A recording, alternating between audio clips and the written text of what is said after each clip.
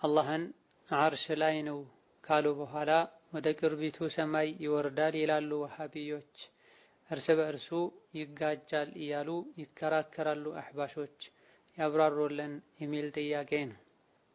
የአላህ ተባረከ ወተዓላ ከዓርሽ በላይ መሆንና በየሌሊቱ የሌሊቱ መጨረሻ ላይ ወደ ቅርቧ ሰማይ መውረድም ሁለቱም ግልጽና ሶሒህ በሆነ ማስረጃ የተረጋገጡ፣ አንደኛው በቁርአን ሌላኛው በሐዲስ የተነገረ ጉዳይ ነው። ሁለቱም እርስ በርሳቸው የሚጋጩ አይደሉም። ዲኑን የማያቅ ጃሂል ወይም ደግሞ በቁርአንና ሐዲስ ትክክለኛውን ኢማን የማያምን ሰው ዘንድ ካልሆነ በስተቀር አላህ ከዓርሽ በላይ መሆኑን አርረሕማኑ ዐለል ዐርሽ እስተዋ በሚል አገላለጽ በሰባት አንቀጾች አላህ ነግሮናል። በብዙ መቶዎች በሚቆጠሩ የቁርአን አንቀጾችና የነቢይ ሐዲሶች አላህ ተባረከ ወተዓላ ከፍጡራን ሁሉ በላይ መሆኑን ሰማይ ላይ መሆኑን በግልጽ ተነግሮናል።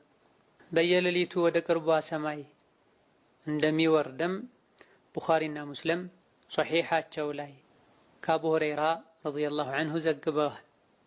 ሶሒህ ሙስሊም ውስጥ ቡኻሪ ውስጥ ينزل ربنا تبارك وتعالى كل ليلة إلى السماء الدنيا حين يبقى ثلث الليل الآخر فيقول من يدعوني فأستجيب له ومن يسألني فأعطيه ومن يستغفرني فأغفر له يمي الحديث سفران قرآن لاي الله كعرش بلاي مهونو صحيح مهونو هل مسلم وجميس مموبت كتاب است بخارينا مسلم الله بي لليتو የሌሊቱ የመጨረሻ 1/3ኛ ሲቀር ወደ ቅርቧ ሰማይ ወርዶ ማን ነው የሚለምነኝ እሺ የምለው፣ ማን ነው የሚጠይቀኝ የምሰጠው፣ ማን ነው እስትግፋር የሚያደርግ የምምረው እንደሚል ነብይ ተናግረዋል።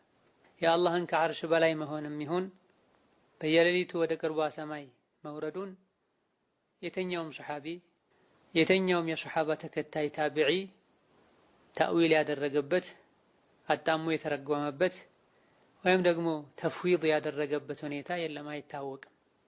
አላህ ከዓርሽ በላይ ነው ማለት ምን ማለት ነው አናቅም አላሉም፣ ተፍዊድ አላደረጉም። አልያ ደግሞ እስተዋ ማለት እስተውላ ማለት ነው ብለውም ተእዊል አላደረጉም።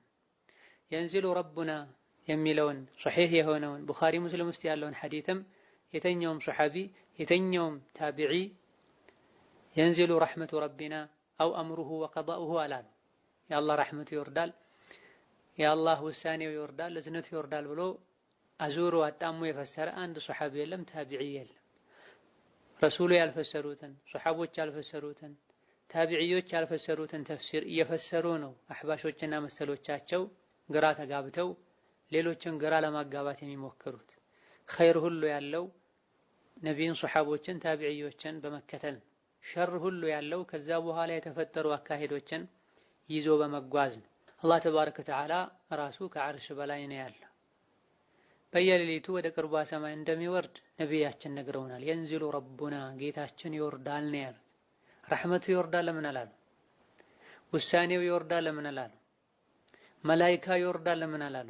አህባሾችና ሸዕሪዮች እንደሚሉት ወይም ከነቢይ በላይ ንግግር እንችላለን ማለት ነው። አልያ ደግሞ ሸሪዓን ሁሉም እንደፈለገ መረዳት ይችላል ማለት ነው። የሐዲሱ መጨረሻ ላይ ማን ነው የሚለምነኝ እሺ የምለው፣ ማን ነው የሚጠይቀኝ የምሰጠው፣ ማን ነው ምህረት የሚጠይቀኝ የምምረው ይላል ያሉ ነው ነብዩ ሰለላሁ ዐለይሂ ወሰለም። መላኢካ ይወርዳል የሚሉ ሰዎች መላኢካ ምህረት ማድረግ ይችላል፣ የለመኑትን መስጠት ይችላል ማለት ይሆንባቸዋል። ስለዚህ ጃሂል የሆነ ዲንን የማያቅ አልያ ደግሞ ቁርአንና ሐዲስን በትክክለኛው መንገድ የማያምን ሰው ዘንድ ካልሆነ በስተቀር ሁለቱ አይጋጩም። አላህ ይወርዳል፣ እንዴት እንደሚወርድ አናቅም።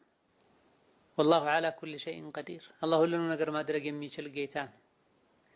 ሁለቱን ለማጋጨት መሞከር አቅልን የመከተል ምልክት ነው። አላህ ቁርአን ላይ አንድ ነገር ካለ ነብዩ አለይሂ ሰላቱ ወሰላም አንድ ነገር ካሉ አስማምተን አንዱን በሌላኛው ፈስረን አጣጥመን ይዘን እንሄዳለን እንጂ አንዱን ከሌላኛው ጋር ለማጋጨት መሞከር የእምነት መበላሸት ምክንያት ነው፣ የቀልብ በሽታ ምልክት ነው። فأما الذين في قلوبهم زيغ فيتبعون ما تشابه منه ሌላኛው